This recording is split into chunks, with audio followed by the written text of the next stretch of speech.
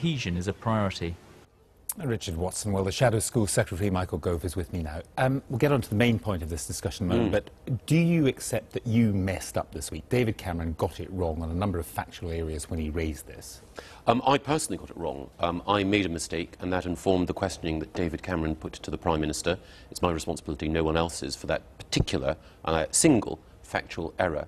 But I do think it's important that while we acknowledge that we made a factual error, and that was my responsibility, that as your report shows, there is a broader issue here which is significant and important.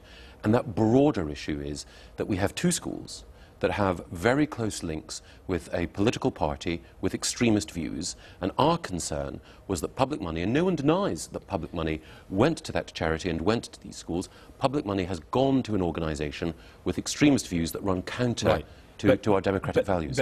I've got to pick you up on a number of these points. Extremist views, that's a value judgment. Yes, of course. People are entitled to their views in this country. People are entitled to run faith schools in this country. And, you know, most, as we say in our report, most of this curriculum is pretty innocuous stuff.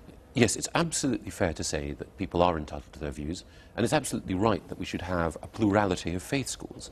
And you were quite right in your introduction to say that there are many schools which have been set up with an Islamic ethos that are admirable and provide a great education for young people. But if we're going to have support for faith schools in all their diversity, then we need effective policing. Hizb ut-Tahrir is an organisation which is banned in other countries, and as your report has pointed out, the ideology of Hizb ut-Tahrir is explicitly anti-Western, explicitly anti-democratic, explicitly against our secular democracy. I mean, people are allowed to dislike Western democracy. They're allowed to dislike Romeo and Juliet. I mean, you know, they're allowed. You know, we have there are BNP teachers in some of the schools. Well, would you ban them? Well, as it happens, I don't believe it's compatible with being a teacher, being a member of the British National Party. Would you ban Hizb ut-Tahrir? Well, yes, but the crucial thing is that there are some people who might disagree with the idea of banning this organisation.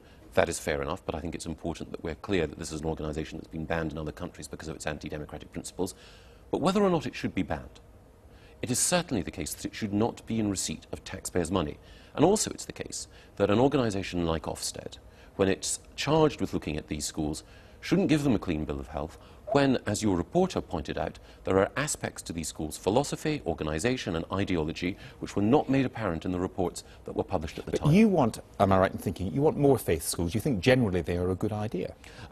Properly run faith schools can contribute to giving parents choice and giving an appropriate education. Indeed, a report's been published today showing that there are many faith schools which actually contribute to community cohesion, but we'll only get support for faith schools if we're clear about the line that we draw. You've visited Northern Ireland. You've seen what happens when communities are educated separately. Yes. And inevitably, even if most faith schools in this country of whatever denomination are not a problem, you are going to get problems like this where people feel themselves separate. Well, I think that the British position, and the correct British position, is to say we will have had faith schools, Christian, Jewish, Muslim, Hindu, Sikh.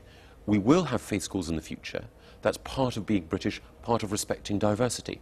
But if those faith schools are going to survive and prosper, those schools have to ensure that the curriculum they teach and the values they pass on to young people are consistent with the broader values of British democracy. But, as far as we know, there is nothing that Hizb ut-Tahrir has done in this country which breaks the law. You might dislike them, you might dislike their views. There's nothing they've done to break the law, which means banning them would be rather difficult because you'd be subject to judicial review. And why shouldn't they then be allowed to set up their own schools if they don't break the law?